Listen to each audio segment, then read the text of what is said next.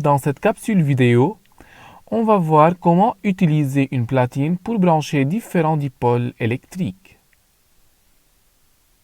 Tout d'abord, on remarque que la platine est formée de plusieurs nœuds, nœud A, nœud B, nœud C, ainsi de suite, et chaque nœud comporte 5 trous. Donc, le nœud A est formé de 5 trous, le nœud B est formé de 5 trous, ainsi de suite. Maintenant, pour brancher un dipôle électrique, tout d'abord, on doit insérer la première borne du dipôle dans un trou du nœud A et la deuxième borne dans un trou du nœud B.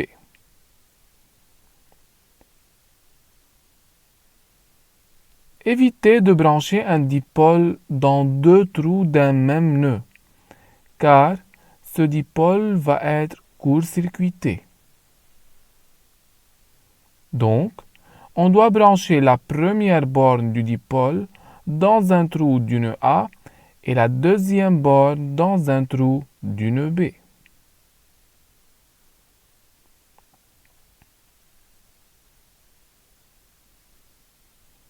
Maintenant, si je veux brancher en série un autre dipôle, la première borne de ce dipôle doit être branchée dans un trou du nœud B et la deuxième borne doit être branchée dans un trou du nœud C.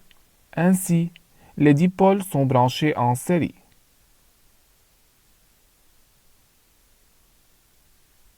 Maintenant, pour brancher des dipôles en dérivation, je branche le premier dipôle dans un trou du nœud A et dans un trou du nœud B, par exemple. Puis, je dois insérer le deuxième dipôle en face du premier dans un trou du nœud E et dans un trou du nœud F. Donc, la première borne dans un trou du nœud E et la deuxième borne dans un trou du nœud F. Ensuite, par des fils de connexion, je relie les bornes d'entrée et de sortie de ces deux dipôles.